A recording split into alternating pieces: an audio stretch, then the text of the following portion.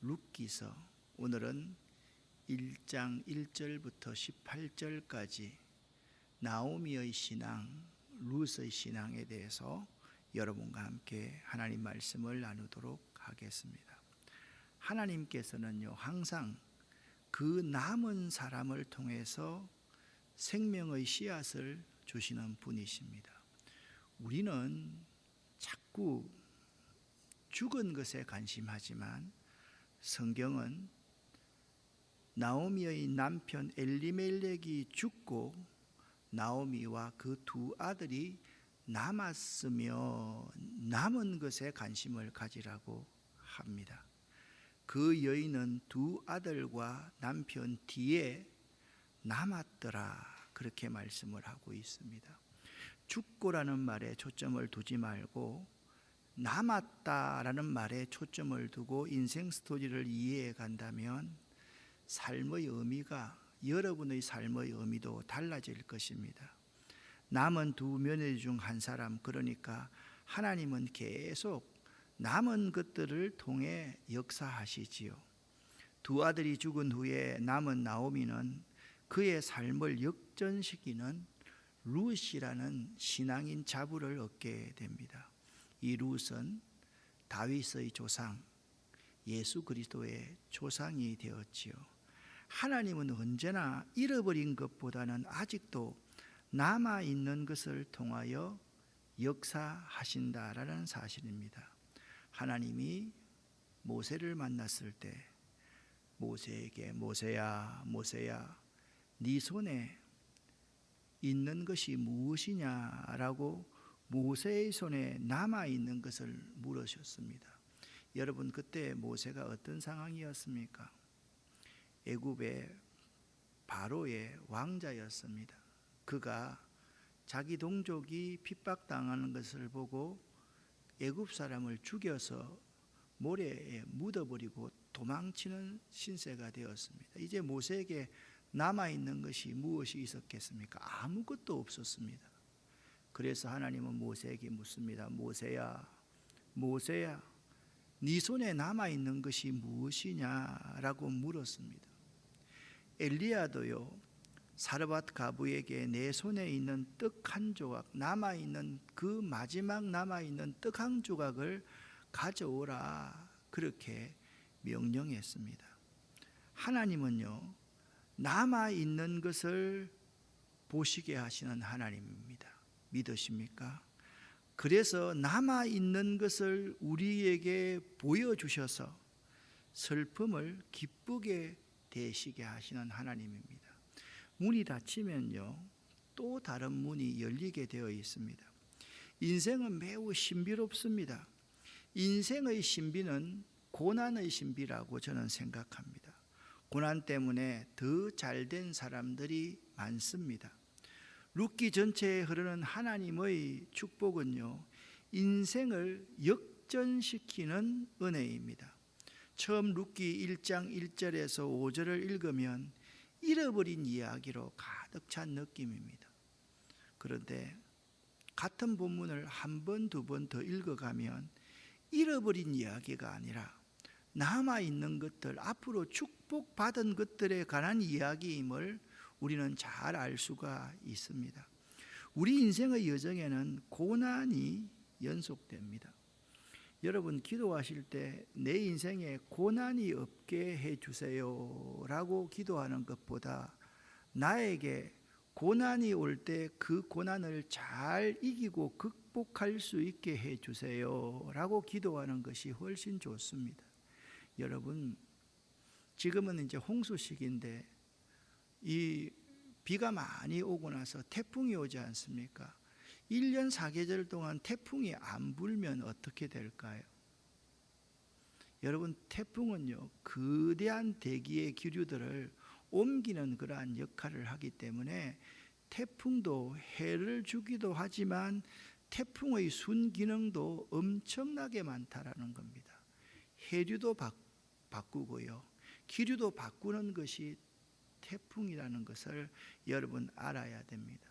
인생은 누구든지 고난의 연속입니다. 그때 이 고난이 올 때 중요한 것이 우리의 태도입니다. 이 태도가 믿는 자는 믿음으로부터 나오는 태도이어야만 합니다. 과거와 미래, 죽은 것과 산 것, 떠나버린 것과 남아있는 것 중에 어느 것에 초점을 맞추고 살아가는가가 믿음의 사람과 그렇지 않는 사람의 차이라는 것입니다. 어디에 초점을 맞출 것인가를 우리는 결정하며 살아야만 합니다. 그것이 다니엘서 1장에 나오는 다니엘이 뜻을 정하여 라는 그 뜻을 정하는 믿음이라 생각되어집니다. 6절과 7절을 쉬운 번역으로 제가 한번 읽어보겠습니다. 그러던 어느 날 나오미는 여호와께서 자기 백성을 돌보아 유다에 풍년이 들게 하였다는 소식을 들었습니다. 이건 무슨 말인가 하면 1절부터 5절에서는 이스라엘 베들레헴에 흉년이 들어서 그들이 모압으로 가서 나오미의 남편과 두 아들까지 거기서 다 죽어버렸습니다. 죽고 고난의 연속 가운데 있던 어느 날 나오미는 하나님께서 자기 백성을 돌보셔서 유다에 풍년이 들게 하셨다는 소식을 들었습니다. 이 듣는 것이 매우 중요합니다. 믿음은 들음에서 나거든요. 잘 들어야 됩니다. 하나님께서 하신 일을 잘 들을 때 믿음이 생깁니다. 그래서 나오미는 모압을 떠나야 되겠다, 고향으로 돌아가야 되겠다라고 생각하고 고향으로 돌아갈 준비를 합니다. 나오미는 혼자 떠날 수가 없으니까 두 며느리도 함께 떠날 준비를 했습니다. 그들이 살던 곳 이 모압 땅을 떠나 유대 땅으로 가려고 길을 나섰습니다. 오늘 6절 7절 말씀을 제가 쉽게 읽어드렸는데요, 여기에 나오는 여인들 가운데 나오미의 모습을 한번 살펴보십시다. 먼저 나오미는 하나님께서 하셨던 그 일들을 들었습니다. 두 번째, 모압을 떠나 고향으로 돌아갈 준비를 합니다. 세 번째, 그 며느리도 함께 떠날 준비를 합니다. 그들은 살던 곳을 떠나 유다 땅으로 가려고 길을 나섰습니다. 여러분, 그게 축복입니다. 여기에 내 남편과 내 두 아들이 죽었으니까 여기에서 그들의 시신을 보면서 그들의 무덤을 보면서 내가 살아야 되겠다, 살아내야 되겠다는 것이 아니라 하나님의 축복과 승리가 있는 그곳으로 가게끔 하는 마음, 그것이 복입니다. 복을 받는 자는 그런 마음을 갖는 사람입니다. 인간적인 사람은 자꾸 잃어버린 그곳, 죽어있는 그곳만을 봅니다. 다음 그림을 한번 보시기를 바랍니다. 계속해서 볼 그림인데 저는 그냥 이건 제 생각입니다. 이 그림을 그린 사람의 마음은 아닐 것입니다. 여기에서 가장 중요하게 내 가슴 속에 와 있는 것이 두 가지입니다. 하나는 뭐냐 하면 나오미의 왼손이 어머니의 어깨를 딱 짚고 나오미의 오른손이 고난받고 있는 어머니를 덮고 있는 그러한 모습이 참 제 눈에 들어왔습니다. 두 번째, 나오미가 지금 할 수 있는 일은 뭐가 있겠습니까? 나이가 젊습니까? 돈이 있습니까? 남편이 있습니까? 아무것도 없지 않습니까? 나오미에게 지어져 있는 한 가지가 있습니다. 이것은 지팡이. 저는 룻의 이 두 손과 두 팔과 나오미의 손에 쥐어져 있는 바로 이 지팡이에 관심을 했습니다. 모세가 아무것도 없을 때 지팡이 하나를 의지하고 애굽에서 나와서 요단강을 건넜지 않습니까? 지팡이 하나 가지고 광야 생활을 이끌어 갔지 않습니까? 이 지팡이는 하나님의 능력을 의지하는 지팡이, 하나님의 능력의 지팡이라고 저는 생각을 했습니다. 나오미는요, 지금 모압 땅을 떠나 고향 땅 베들레헴으로 돌아가기 위해 일어났습니다. 그 말은 뭐냐? 나오미는 지금 회개하고 있다는 말씀입니다. 회개란 방향을 바꾸는 것 아닙니까?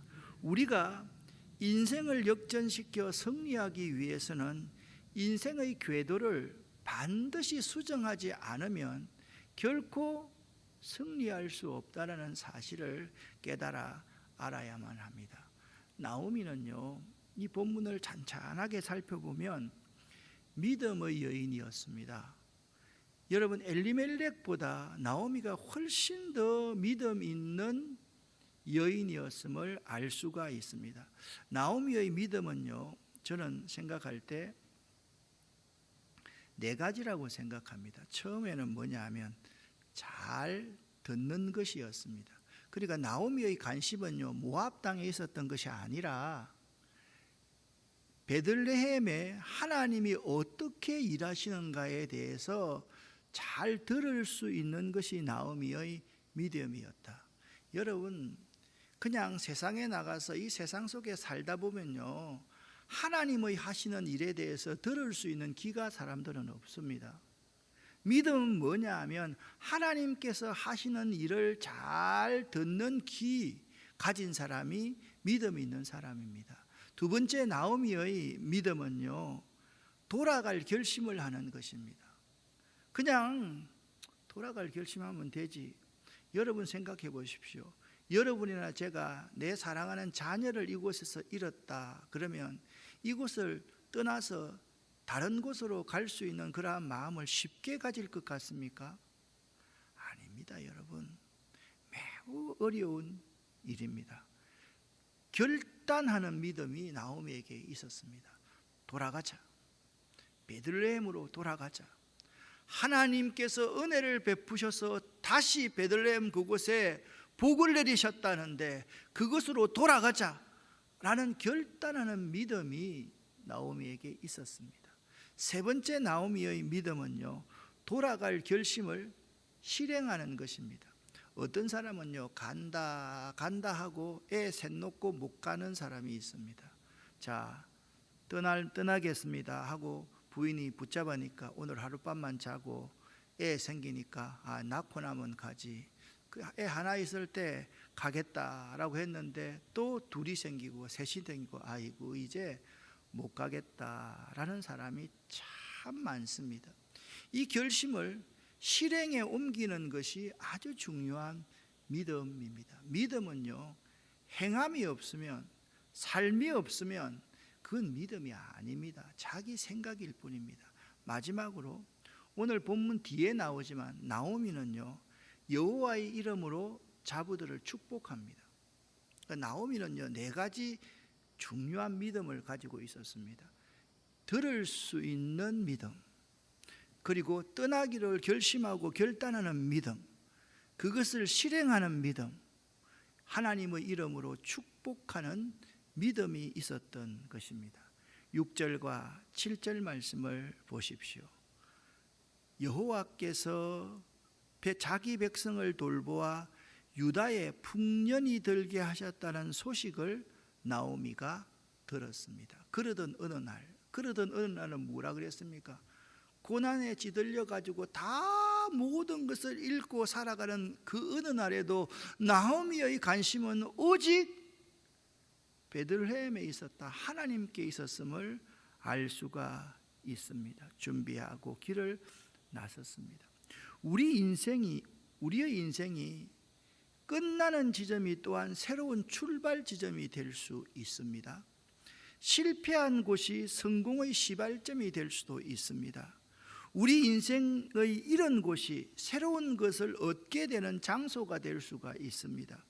우리 인생의 밤이 끝나는 시점이 낮이, 새벽이 시작되는 시점인 것입니다. 인생의 이런 걸 사람들은 제2의 인생을 산다라고 말을 합니다. 믿는 우리들은 제2의 인생을 살아가는 사람입니다. 제2의 인생의 특징은 뭐냐 하면 자기 중심이 아닌 믿음 중심의 삶을 사는 삶이 제2의 인생을 사는 삶입니다. 여기서 반드시 있어야 되는 중간 과정은 뭐냐면 제1의 인생에서 제2의 인생으로 살기 위해서는 인생에 대한 깊은 자각, 인생에 대한 깊은 깨달음 속에서 제2의 인생이 시작된다라는 것입니다. 자기가요 아프지 않을 때는 내 호흡하는 것, 내 걸어다니는 것, 사람들 사는 것이 그렇게 신비하고 신기하지 않습니다. 그러나 아파보면 내 힘으로 내 아픈 것을 해결할 수 없다는 것을 깨달아 알게 되면 이제 눈이 열려서 다른 사람의 아픔이 보입니다. 다른 사람의 아픔이 보이면 그 사람에게 다가가서 따뜻한 말 한마디, 손 한번 잡아줘야 되겠다는 생각이 듭니다. 그리고 그 생각을 실행에 옮깁니다. 그리고 그를 위해서 축복해 줄 수 있는 사람이 될 수 있는 것입니다.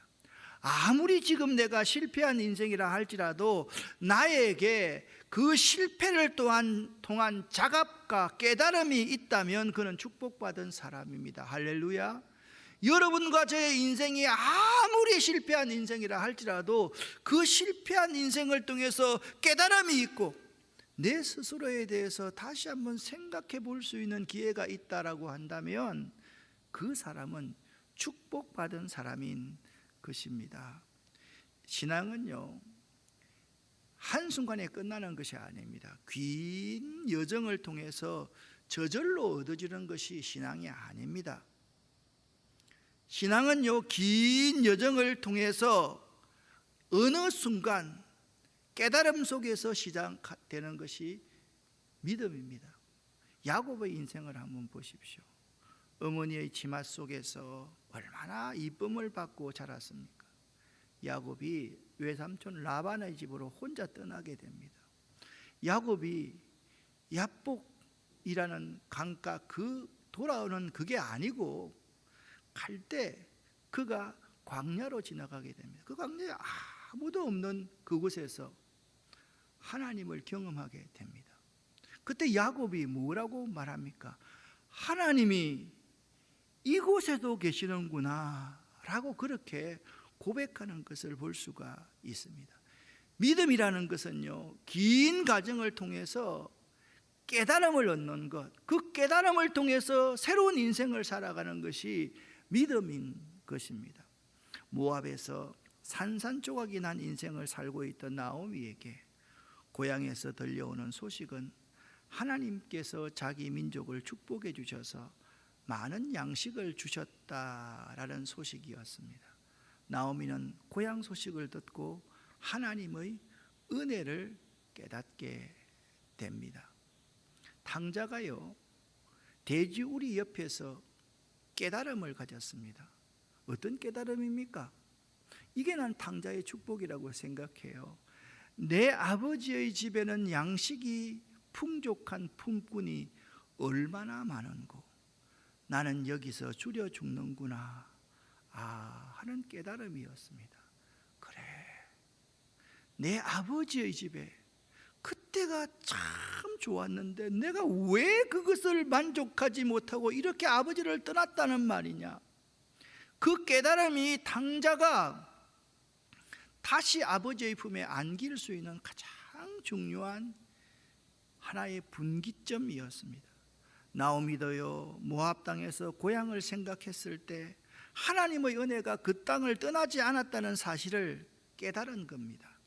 그래, 사실 하나님의 은혜가 그 땅을 떠난 줄 알았는데 그 땅에 하나님의 은혜가 있다라는 사실이었습니다.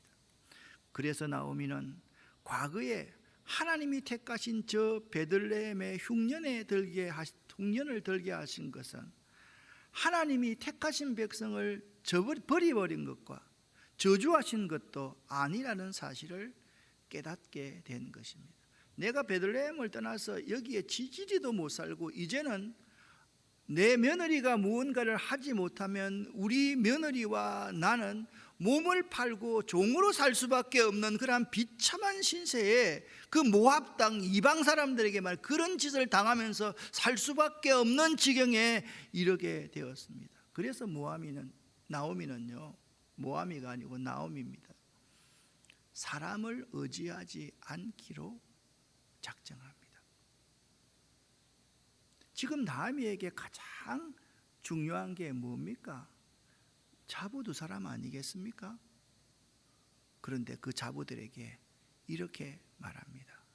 나오미가 두 며느리에게 이르되 너희는 각기 너의 어머니의 집으로 돌아가라.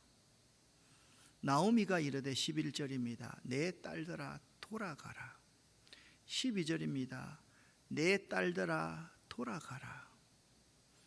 여러분, 이 말은요, 단순하게 나오미가 그냥 며느리들 불쌍하니까 돌아가라는 그러한 의미뿐만이 아니라 이제 사람 의지하지 않겠다는 거예요. 그 표현입니다. 그리고 나오미는 두 자부를요 딸로 생각하였다고 말하면서 내 딸아 내 딸아. 여러분, 그 시대에 자부를 내 딸이라고 그렇게 말할 수 있는 시대가 아닙니다. 오늘날도 그렇게 안 하는데요, 그 시대의 자부들은요 들어와서 일하는 하나의 품꾼일 뿐이었습니다. 그런데 그 자부들을요 내 딸아 표현하고 있습니다. 그리고 나오미는요 그 자부들을 축복하며 이렇게 말을 합니다. 나는 너희로 말미암아 더욱 마음이 아프다라고 말을 합니다. 내가 고난받는 것도 마음이 아프지만, 내가 내 남편 잡아먹고 내 두 아들 잡아먹은 것도 마음이 아프지만, 너희들이 나보다 더 고난을 받는 것이 내 마음이 너무너무 아프다 라고 하면서 나오미는 떠나라, 나는 하나님만 의지하겠다, 그리고 너희들을 내가 여호와 이름으로 축복하겠다, 대단한 믿음의 소유자입니다. 나오미가 어떻게 축복합니까? 여호와께서 너희를 선대하시기를 원하며 여호와께서 너희에게 허락하사 각기 남편의 집에서 위로를 받게 하시기를 원하노라. 아멘. 이는 구약 성경에 있잖아요. 제사장들이 축도하는 축도의 내용과 아주 유사합니다. 원하며 원하노라 라고 그 자부들을 축복하고 있습니다. 나오미는요 두 자부가 그들의 남편이 죽은 뒤에도 자신에게 베풀어 주었던 친절에 대해서 감사해 하고 있습니다. 그들의 앞날을 축복해 주었습니다. 이 얼마나 아름다운 장면입니까? 그러나 며느리들은요 절대로 나오미의 곁을 떠나지 않고 베들레헴으로 돌아가겠다고 합니다. 이들의 고부관계는 너무나도 아름다운 것이었습니다. 적어도 있잖아요, 우리 성도들 안에서만이라도 시어머니가 며느리를 친딸로 생각하고 며느리가 시어머니를 친정어머니로 생각할 수 없는 것인지 모르겠습니다. 며느리를 대할 때 내 딸을 대하는 심정으로, 내 딸과 대하는 심정으로 이렇게 한다면 딸이 나에게 아무리 섭섭한 말을 해도 그 딸의 말을 그대로 수용하잖아요. 그렇잖아요. 그분을 내 어머니로, 친정 어머니로 대하면 어떠한 것도 다 받아들일 수 있잖아요. 왜 우리 예수 믿는 사람들 가운데 이렇게 살아나지 못하는가? 또 이 부분도 제가 한번 생각해 보았습니다. 특별히 나는 너희로 말미암아 더욱 마음이 아프다고 말하는 나오미는 그녀들이 당한 모든 어려움이 다 나 때문이다, 나 때문에 너희가 이렇게 어려움을 당했구나라고 생각하고 있었던 것입니다. 그래서 나오미는 하나님의 손이 나를 치셨다라고 이건 부정적인 말이 아닙니다.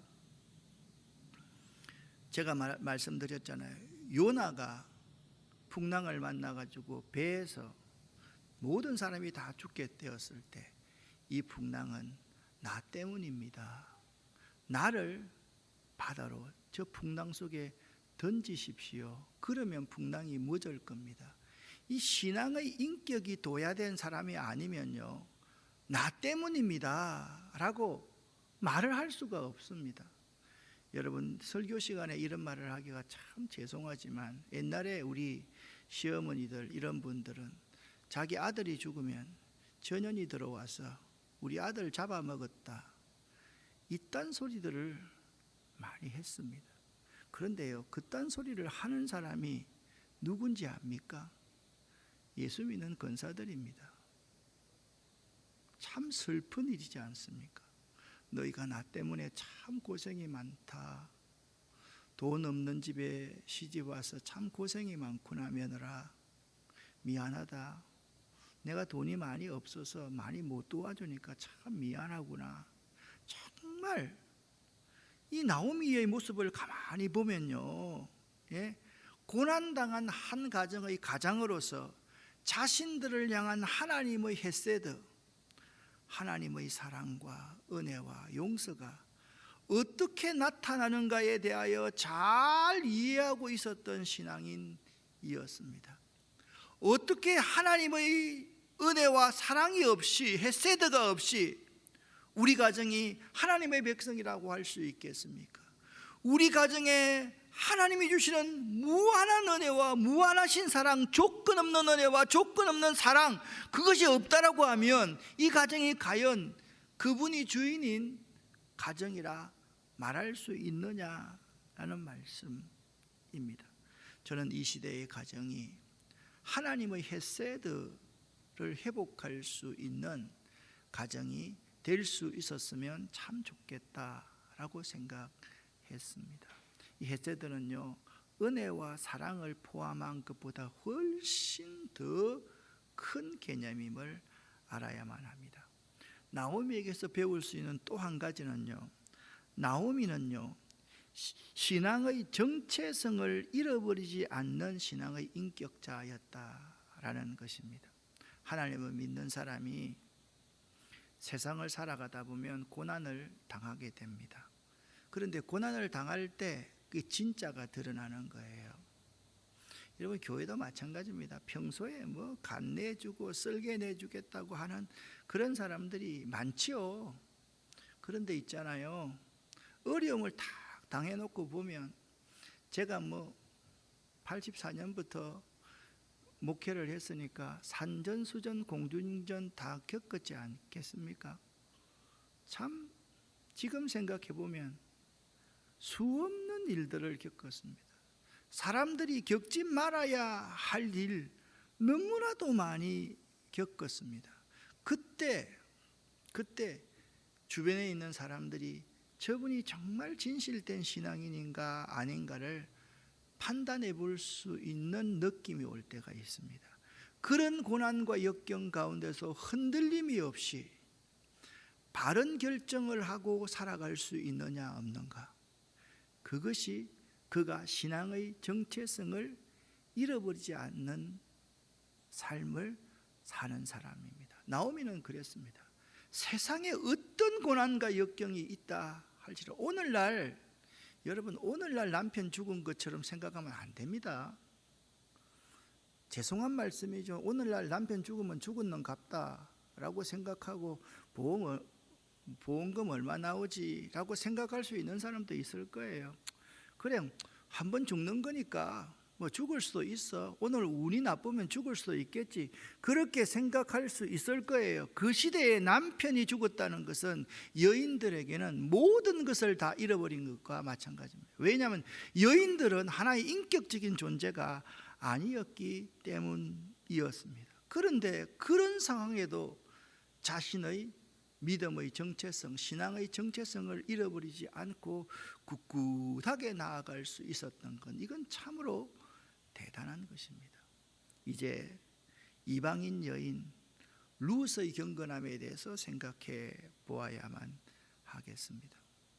그들이 떠나라 그러니까 세 모녀가요, 서로 부둥켜 안고 소리 높여 통곡하는 거예요.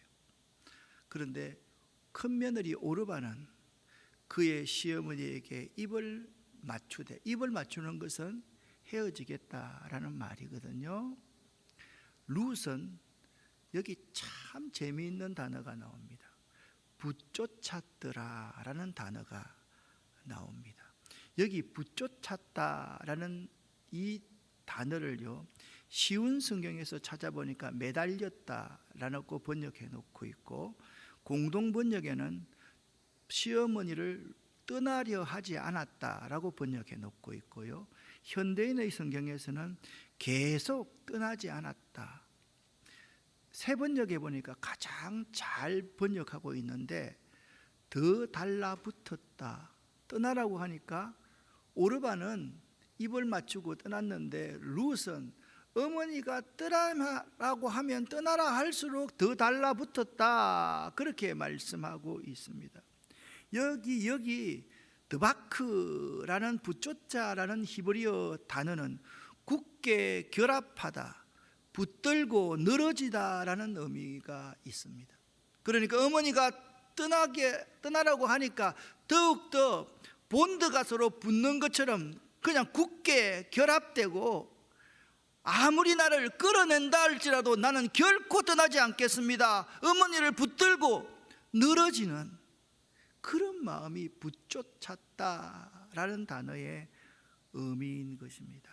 나오미보다 더 굳은 룻의 신앙 고백이며, 저는 성경에서 나오는 가장 아름다운 고백이라고 생각합니다. 오늘 16절 17절을 성경에 나오는 가장 아름다운 고백, 여러분과 제가 함께 읽어보겠습니다. 룻이 이르되 내게 어머니를 떠나며 어머니를 따르지 말고 돌아가라 강건하지 마옵소서. 어머니께서 가시는 곳에 나도 가고 어머니께서 머무시는 곳에서 나도 머물겠나이다. 어머니의 백성이 나의 백성이 되고 어머니의 하나님이 나의 하나님이 되시리니, 어머니께서 죽으시는 곳에서 나도 죽어 거기 묻힐 것이라. 만일 내가 죽는 일 외에 어머니를 떠나면 여호와께서 내게 벌을 내리시고 더 내리시기를 원하나이다 하느니라. 아멘. 이 말을요, 우리 어머니 되신 주님이라고 한번 붙여보십시오. 교회라고 한번 붙여보십시오. 그러면요, 정말 우리가 어떤 신앙의 고백을 하고 살아야 되는지를 잘 알 수 있는 귀한 고백, 대단한 믿음의 고백입니다. 다음 시간에는 나오미의 기업 물을 자의 믿음과 그에 대한 룻의 응답부터 시작하도록 하겠습니다. 기도하겠습니다.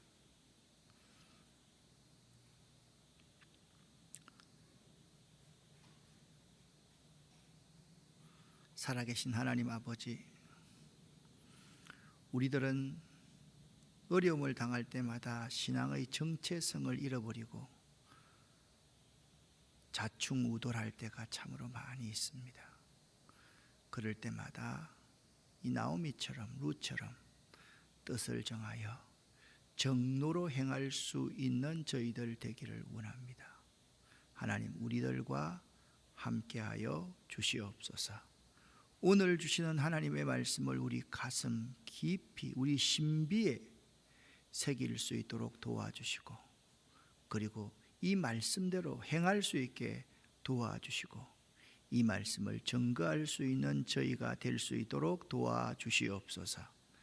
예수 그리스도 이름으로 축복하옵고 간절히 기도 올립니다. 아멘.